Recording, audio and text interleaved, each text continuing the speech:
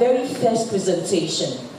I've already introduced her to you, I've read her profile to you, but I'm so excited about what the organizers have done. They've provided us with what? Notepads. Please, put something down so that just in case you forget anything, you refer to your notes. The very first presentation will be done by Madame Patience Mpereh.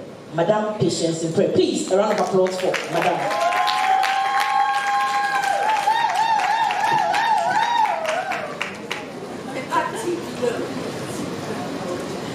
Thank you. Her Royal Majesty Queen Vicky Lexter, Beatrice Namanye Fofo Okan Sowa, fellow distinguished speakers, staff of Debbie Queen Productions, distinguished guests, ladies and gentlemen, all protocol observed. I'm very happy to be part of the maiden edition of the She Triumph Conference, which is aimed at elevating today's woman to shine. Does the corporate world have rules?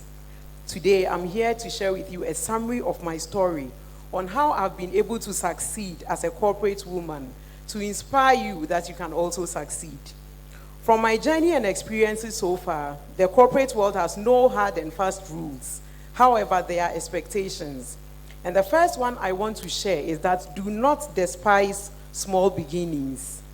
I started my career as a national service person with Guinness Ghana Breweries Limited. And you all know, doing national service, a service to the nation, you don't get to do the most important jobs or the ish jobs.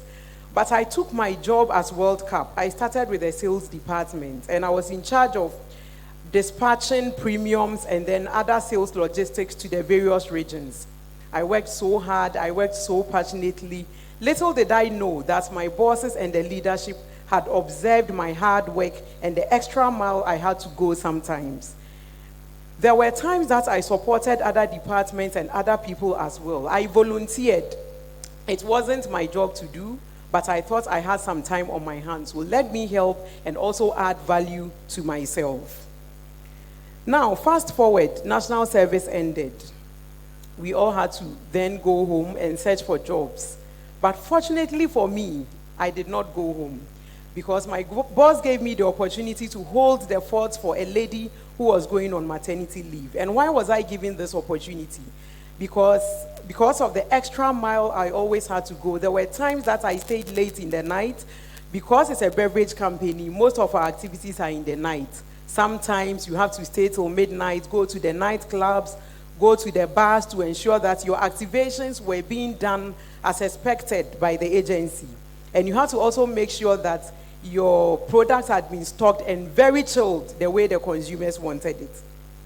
Now, a few months after my contract, I was still on contract when an opportunity came in marketing, an assistant brand manager role. And I didn't apply for it because I didn't think I qualified for it. I didn't have any marketing background. But I was there when the marketing director came and said she wanted me to be interviewed for the role as well, alongside other potential candidates. I went for the interview, and after the interview, a week later, the marketing director called and said, "Congratulations, I have given you the job. I've given you the offer letter, and I am happy that you are joining my department because I observed from afar, even though you were not in my department, there was a time that I chanced on you cleaning one of the fridges, and I thought, wow, this is a degree holder, and she's here cleaning a fridge that she's supposed to dispatch to a supermarket. I have observed that some of your colleagues just take their fridges, whether they are dirty or whatever, and just dispatch to the various supermarkets. But you went the extra mile. And this shows that we are a responsible company because when people see the fridges and their needs, they know that we have gone the extra mile. So congratulations, I'm happy to work with you. And that is how I got my first job offer.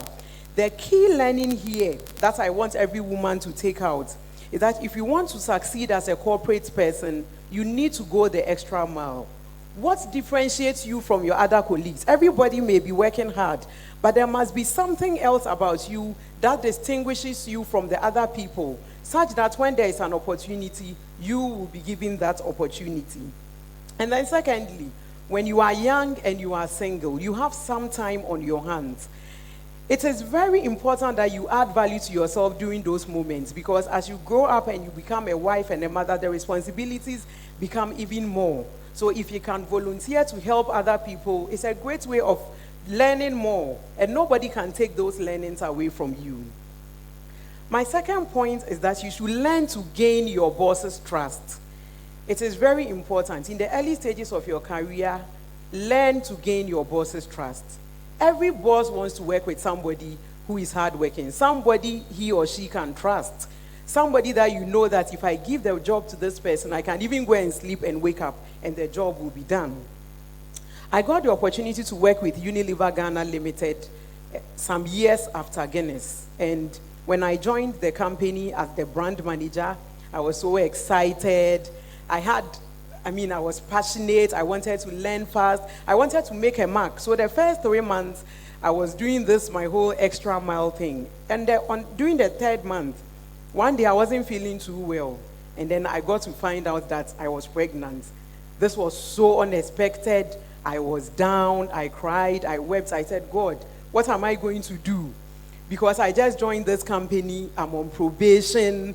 What if I get sick and I'm always in the hospital? Would they sack me? Will I lose my job? I just knelt down and I prayed. I said, God, please help me. Grant me favor and help me to go through this. I decided to hide it for a while. But sometimes it's not easy. Sometimes people will ask, are you okay? But I still went through it. Then one morning on the marketing floor, the marketing director saw me and said, hey, Pat, we are taking good care of you, pal. Since you joined, it's just 3 months, but I see you are gaining some nice weight. I smiled, but I wasn't sure whether she had found out or not. So I felt uncomfortable, and I followed her to her office. When I got to her office, I was struggling to even tell her the situation I found myself in, but I managed to tell her. And after telling her, I thought she was going to shout that we just employed you. How did you find yourself in this situation? But lo and behold, she shouted with joy. She was like, wow, this is great news. Children are a gift from God. So I don't know why you've done your face like this. Then, now she said, you are just 3 months, but I even forget that you are 3 months in this business because I see you going the extra mile. I see you sitting late sometimes to learn about your brand. And every time I ask you about your brand, you seem to be on top of everything. So she gave me all the support that I needed throughout my pregnancy. And this was because I had given her the opportunity to trust that I could do the job. So I wasn't sacked. My job was secured. I went through the 9 months successfully. And then I came back from maternity leave. Now, many organizations these days are deliberately empowering women and giving them all the support to succeed. We hear gender inclusivity conversations all around us. According to a 2019 McKinsey report, Africa has the highest female representation at the board level of any region in the world, at 25% against a global average of 17%. As women, I want to encourage us to embrace this opportunity. The opportunity for growth is there for us. Let's not use pregnancy as an excuse. Sometimes some bosses don't want to employ women because they feel, oh, she'll get pregnant, she'll go on maternity leave, and she'll be using that as an excuse. Let's not let the men or people think like that about us. Do your best when you can. And when everybody sees your worth and and how far you can go, even when you are not feeling well, people know that, oh, this is true because this person is not like this. Now, I want us to also know that sometimes you find yourself in male-dominated organizations. Like me, sometimes in the boardroom, I'm the only female in the boardroom. But don't feel intimidated. Be confident, be bold. Know that you also know something and you can contribute to the agenda. So let's be confident in ourselves.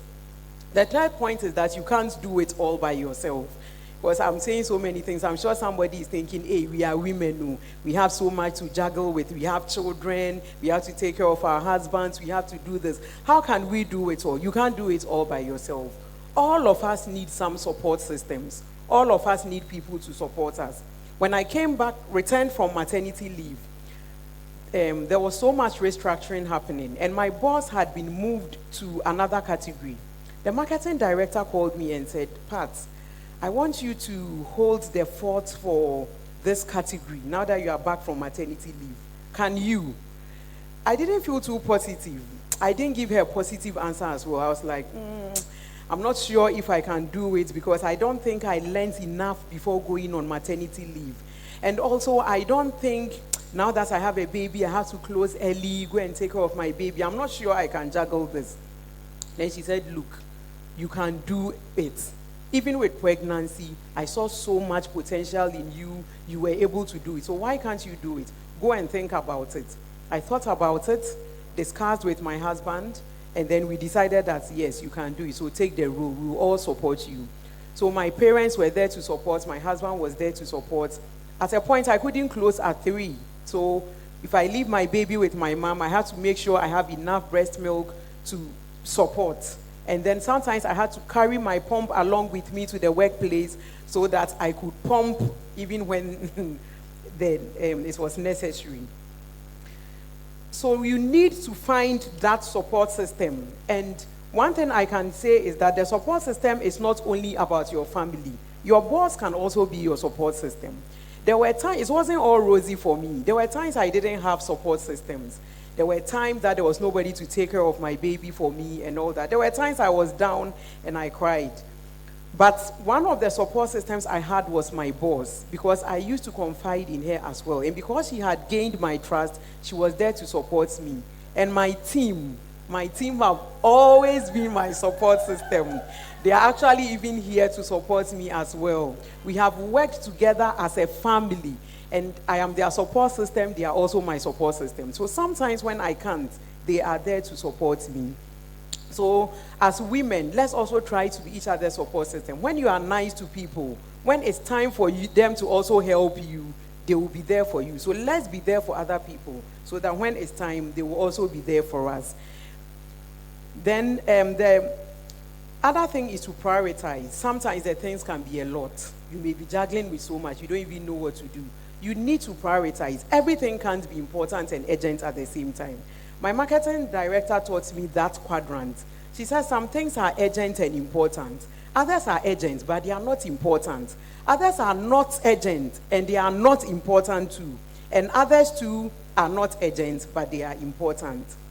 But she told me one thing. Every morning when you wake up, pull together your task. What are the tasks that you have to do? Put them in those quadrants and make sure that you are not in the stressor quadrant. The stressor quadrant is where everything is important and everything is urgent. Otherwise, you will break down. And then cut off all those things that are not important and the things that are not urgent. Now, don't also be afraid to fail. Sometimes we are afraid to fail. So in the corporate world, you are afraid to take initiatives. You are afraid that, hey, if I do this, will it fail? Have I failed before? Yes, I have failed several times. There are times that as a leader, I have taken decisions together with my team to drive some activations or introduce a variant that did not work. And I received bashings in the boardroom. You know how the boardroom is. Sometimes it's hot. You go and promise that I'll deliver these KPIs, and you realize you were not able to deliver. But I didn't give up. I learned from those mistakes, and that is what we must all know. When you make a mistake, learn from it so that you don't repeat the same mistakes again. That is how we grow as women. The last but not the least, I have mentioned a lot, but the last but not the least is that God makes all the difference. You can't do it all without God. Sometimes you realize that your support systems are even failing you. Your support system will then now be God. So put God first in everything you do. My team will tell you, I'm a very strong Christian. I don't joke with the Bible. I don't joke with my prayers. And I don't joke with my tithes as well. And I tell you, God has come through for me several times. There are times God has opened career opportunities or career doors for me that I was not even expecting. So let's not leave God out of anything that we do. I keep saying that if Esther, who was a village girl, could become a queen in another city or another province, and David, who was just a mere shepherd boy, could kill Goliath with a sling and just a simple stone, then God can come through for everybody. And that means there is some greater power that controls the universe. And if you connect to that source of power deeply, he will come through for you too. Proverbs 21:31 says, the horse is prepared for battle, but victory comes from the Lord. I want to use this opportunity to say thank you to God, my family, my bosses who have mentored me, my teams, both past and present, and all my loved ones, my friend Efiba, who is here, who has been so much of a support system. Thank you so much for helping me in diverse ways. I conclude with this quote from Michelle Obama. There is no limit to what we as women can accomplish. I believe each of us have the capability to succeed. Let's go out there and let's make it happen. Thank you and all the best.